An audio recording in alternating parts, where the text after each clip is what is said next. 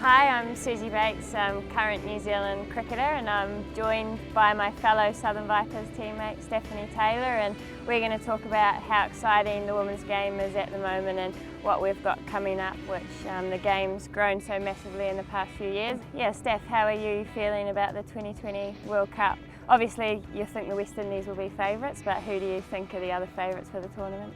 Well, I think a number of favourites seeing the past World Cup.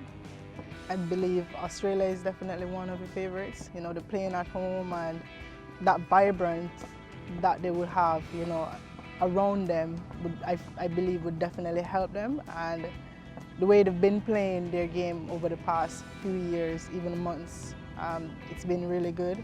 I believe New Zealand is definitely one as well. Good answer. I think India is definitely one, and also England. Do you think the MCG, they're going to sell that out? There's lots of talk that they're going to have a full crowd, which would be, I think, something like 80,000 capacity. I definitely think it's a possibility. The way the game has evolved, you know, a lot of people tuning in. We had a crowd for WBBL, maybe record of 75,000. So I definitely believe it could happen. Exciting. Another thing that I think hopefully we'll both still be around for is the inclusion of 2020 women's cricket at the Commonwealth Games in Birmingham. So how excited do you think the West Indies and people from the Caribbean will be about that? I think it's an exciting one, especially for the Caribbean. You know, it'd be nice to, you know, get players who've been flying on the West Indies radar to, you know, to play, and you know, West Indies could see them and they've been selected, so it would be good. Will you be there? Well, I'm still young, so I think so. Yeah, same. I'm fingers crossed. I'll still be hanging in for that. I think as well, like just the last 5 to 10 years, the game has changed so much around the world. What do you see as the biggest changes that have happened in the women's game?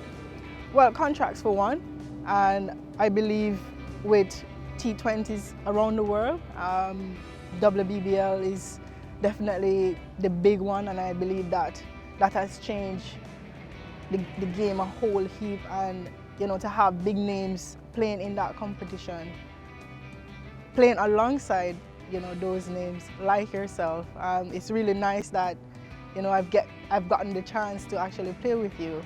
We've always been playing against each other, so it's really nice that, you know, we get to play with each other. Do you feel like young girls now see cricket as a realistic career? I think it's definitely a career. I mean, to where it's going, more money being involved. What's the retirement age? Around 40? So, yeah.